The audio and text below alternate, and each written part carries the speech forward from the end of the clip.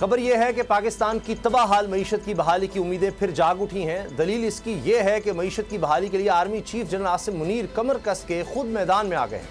ان کے معیشت کو پستی سے بلندی پر پہنچانے کے انقلابی منصوبے کیا ہیں؟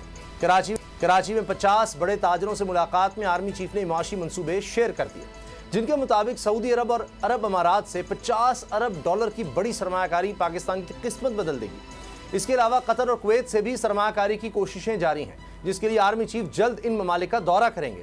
اس ملاقات کی جو تفصیلات سامنے آئی ہیں، ان کے مطابق آرمی چیف نے بتایا کہ سعودی شہزادہ محمد بن سلمان نے انہیں پاکستان میں 25 ارب ڈالر کی سرمایہ کاری کی یقین دہانی کرائی ہے۔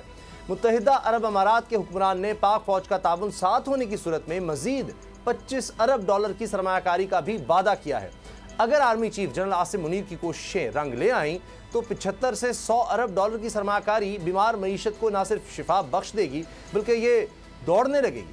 یہی نہیں، آرمی چیف پرعزم ہے کہ وہ کرپشن اور سمگلنگ کا بھی قلع کما کر کے دم لیں گے۔ بلکہ خبریں یہ بھی چلی ہیں کہ ایرانی پیٹرول کی سمگلنگ پر جنرل عاصم نے کور کمانڈر سے کہا کہ ایرانی پیٹرول کسی صورت کراچی نہیں پہنچنا چاہیے۔ قوم کی مشکلات دور کرنے اور معیشت کو اوپر اٹھانے کے لیے army chief general Asim Munir نے جس طرح دن رات ایک کیا ہوا ہے وہ یقیناً قابل ستائش ہے، مگر سچ یہ بھی ہے کہ معاشی استحکام سیاسی استحکام سے جڑا ہے۔ انتخابات کا بروقت انعقاد ہی سیاسی استحکام کا ذریعہ ہے، مگر ستم یہ ہے کہ انتخابات کب ہونے ہیں، فیصلہ کون کرے گا، اس پر ساری نظریں لگی ہیں۔ اور ایک فیصلہ جو محفوظ ہوا ہے اور جس کا شدت سے انتظار کیا ہے، نیب ترامیم پر سپریم کورٹ کا فیصلہ۔